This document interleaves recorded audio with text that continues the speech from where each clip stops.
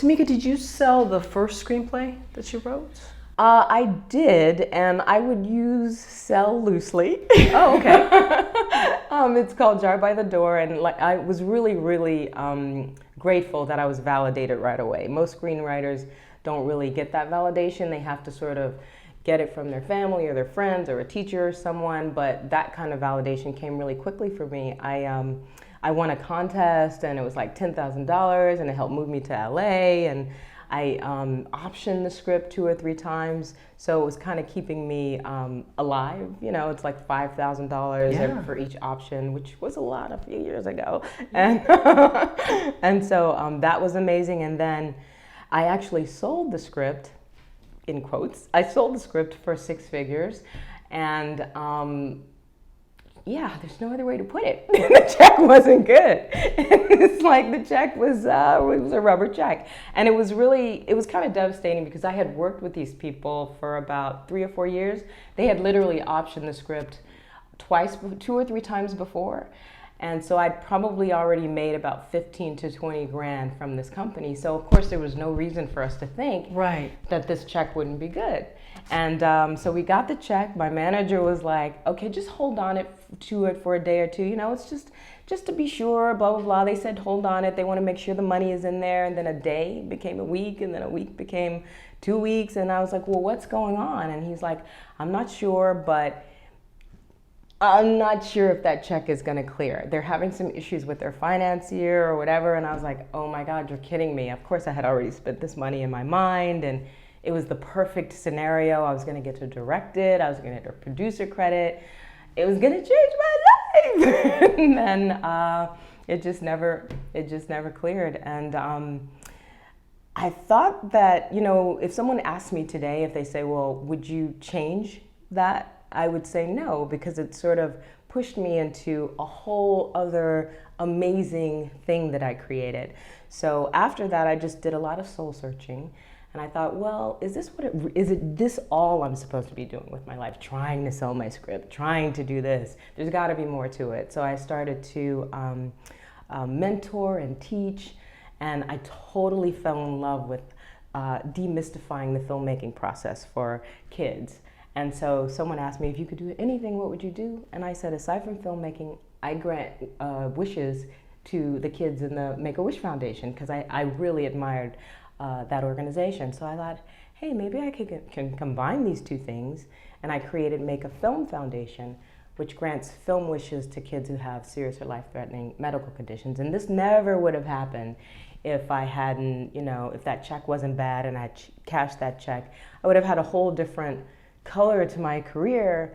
But I mean, I've done so much and created so many films with these kids, and I mean, it's just, I wouldn't change it. So I mean, I just wouldn't change it. So it was just a lesson in this is what you think you want, and you know, just because it seems like it's a bad thing, it doesn't necessarily mean that it is. Maybe it's just sending you in another direction that is really your true calling and what you're meant to do. I want to know, how long did you feel bad for, and when did the idea pop in? How long did that? Let's see, so that happened right around 2000. I felt bad for about, I'd say about a year and a half. Okay. And then I actually, I was doing some self-empowerment, self-awareness program called Landmark or something. Oh yeah, I've heard of that. It used to be EST, yeah. Yes, and they actually gave me some really incredible tools to, it just sort of helped me to redefine what possibility is and redefine what I was able to create at any moment in my life. And so, and then they had this class where you create a project, and I thought, this would be the perfect class to kind of create this, this project out of. And so that's kind of how that evolved. And it changed my life, it changed my world, and it changed a lot of my perspective. I mean, even to this day, creating Make a Film Foundation, even like right now today, it has affected what I'm doing. I just got a job, a job that I love. If I hadn't created Make a Film Foundation, I would not have the skills and everything else for this job that I'm doing right now. Nice. How much do you think having that like downtime, because you know how a lot of, especially, oh, get yourself back up there and dust yourself off and don't feel bad, this is Hollywood. But sometimes I think people need that like down period. And if you have to go there and feel bad, I think it's like you should allow yourself. Do you think that that really helped spark that idea? Yeah, I think it's very important for you to allow yourself to feel how you need to feel. I think you should put an expiration date on it. Yeah, I guess on that one. So I think there should definitely be like, Right. Even if you have to do it a little bit every day, okay, I've got 15 minutes to think about what happened, and then I'm gonna do something creative and amazing. Right. That supports who I really am. Right. Okay. Don't live there, Right, right? you can't live there. So it's like you can have the feelings, but not let the feelings have you. Right. And I think it's important because a lot of the times those feelings are what inspire or spawn some of our most creative work. I mean, our characters go through stuff and we want to see that. I mean, how are you going to really authentically write about that or portray that if you don't allow yourself to experience it as well? And it does. I mean, let's look at Alanis Morissette, the screaming, crying Canadian girl. Yeah. But it was like a heartbreak that really blew her career up. Right. And she allowed herself to, she just poured all that stuff into her creative music and gave it to the world. And I think sometimes we have to do that. Can we go back for a moment to Jar by the Door? And you started writing it. I think you showed it to some family members. Yes, I showed it to my brother and he was like, no, you have to write it yourself. And I did. And then he gave me some feedback and I implemented all of his notes, even though they were prickly. I was prickled, but I implemented all of his notes, and he read it again. He was like thumbs up. He loved it, but then I didn't really know what to do with it. So he was like, well, why don't you just try submitting it to some places? There wasn't really the whole go online type of thing happening at the same level as it is now. What year was this? It was 97, 98, okay. Right around there. So AOL was, it was all AOL. It's all about the AOL. It's just a spam box now. But right. So you had your dial-up. Yeah, right. So that's what we were doing, and so I just did some research, and I found out about like the Sundance Screenwriting Lab, and I submitted it to a few contests, like the Nichols Fellowship, and I got like incredible feedback, right? It was really great. I was a finalist for Sundance. This is like right off the bat. I didn't even know what Sundance was. I did this stuff in a way that was so naive. It's like I was just doing it. I didn't know anything. I would like send stuff out to Hollywood. I had no agent, no manager. I didn't even know what that stuff was or how you get one or even that I needed one. I would just blindly, you know how they say now, no, we don't accept unsolicited material and all that. I would just send stuff. Send stuff out. But it actually worked for me. I ended up getting incredible responses and feedback, and I started setting up meetings. This is after, like, I did win one of those contests. I won the Gordon Parks Independent Film Award, and it had like this huge prize, like $10,000. And I used that to eventually to move to LA, but I had made all these connections just completely out of the blue because I didn't know any better. I had made all these connections. I would write to people. Oh my God, yes. I would type the letters on like a word processor. Oh wow! Crazy. Like a select word processor. Yeah. And then I would send the letters out, and so I have actual real letters of like responses from people. And of course, there's the big huge pile of rejection letters, but I actually had a pretty significant pile of letters where people responded to me, and it was weird. I'm like, when I think about it now, I'm like, oh, they don't do that anymore. But back then, it was really kind of, I thought that's how you did it. You did it yourself.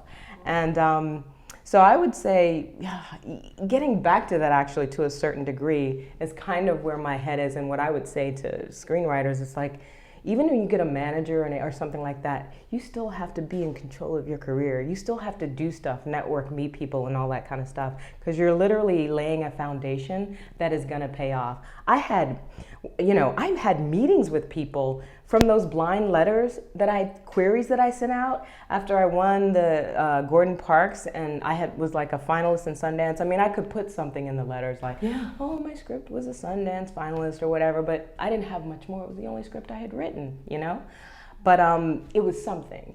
And so these people would meet with me. So when I came out to LA, I had like 10 or 15 meetings set up with people just from you know, I didn't know any better. I didn't have a manager, no agent, nothing. Yeah. And so do you attribute that to, well, no, what do you attribute that to, aside from talent? What else? Because do you think because you weren't afraid, you just were like, I'm going to do this? I think a lot of people overthink it. I didn't know any better. You didn't know. It's that simple. Okay. I just didn't know that I wasn't supposed to do it, right? Right. So it's like, because I didn't know any better, I probably just bumbled my way into some success. You know, I wasn't, but you know what, let's take that back to what you said. I wasn't afraid because I didn't know that I should be afraid. So it's completely connected to what you just said. If I had known that you're not supposed to do it that way, Right. then I wouldn't have. But I didn't know. You know, I didn't know that you're supposed to have a manager and you can't submit unsolicited material and this and that, and I just didn't know. I just did it because I didn't have any other way. I didn't know how else are you going to do it. You just look in that big book, the Hollywood, that's what it was. Remember the Hollywood Creative Directory? You guys remember that? It was a big old thick book. It's online now. Okay. But it was like $65 and it literally listed Yes, all the okay. managers, the producers, the production companies. So someone gave me a tip, I don't remember who, and they were like, you should get this book.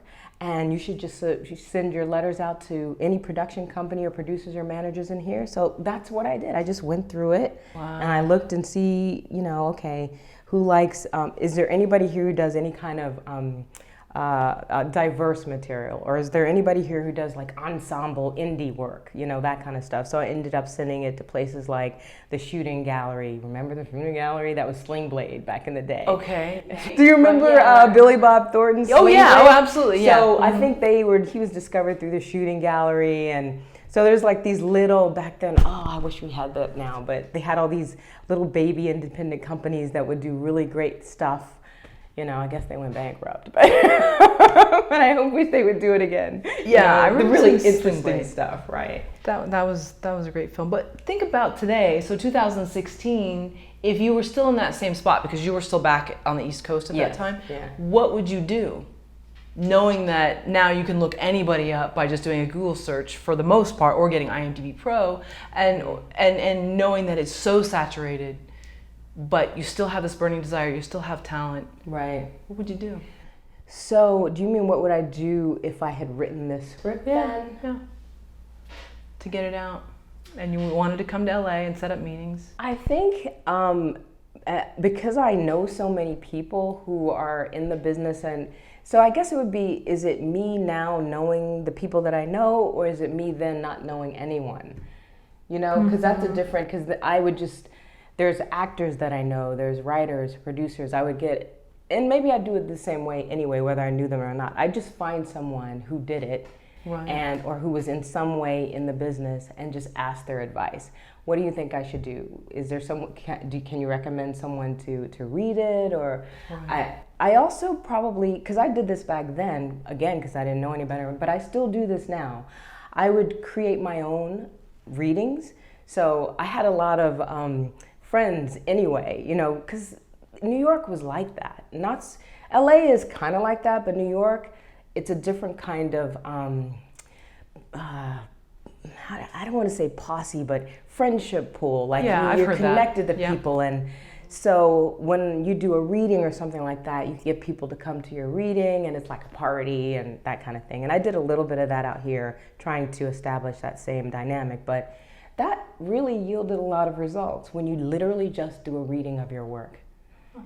People come, they see it, they're like, wow, that was great. And then those people talk to people they know, and it just sort of is a snowball effect. So I would say always, if you're writing or anything like that, you still are in control of putting your stuff out there in some way, shape, or form. And it doesn't have to cost a lot of money. It doesn't have to cost anything. So you're saying almost do like, hey, let's have a wine and cheese at my place and come and read my scripts. Kind of. I take it a step further, like, I wrote a script with my best friend, sort of like a kind of a road trip girly movie, whatever. But it was really funny, right? So we got some of the people that we knew. We told everybody we were going to do this reading. We cooked Like we cooked like real food, and we were like, it's gonna be food and drink, and we sort of supplied everything. And it was like packed. It was like literally 150, 200 people and then we started like making that a thing. So people would want, and of course, your stuff has to be at least interesting. Or the food and wine has to be good, right? yeah. So it would be those two things. And so the people would come and it'd be like a big party. You'd meet people, you'd have fun, the work is cool, you can talk about that, and then literally we'd have to kick people out, or we'd have it at a theater and they'd be like, okay, you guys have to, because there's food, there's wine, there's creative stuff happening. And in LA especially, we have to create these things for ourselves because it's not as easy to do as it is in New York. Here people are all over the place, and creating a creative group is like, it's not just like a creative thing that you need to feed yourself creatively. It's spiritual, it's like a spiritual food. And fellowship, it's like all of that happening at once, and people will come to experience that,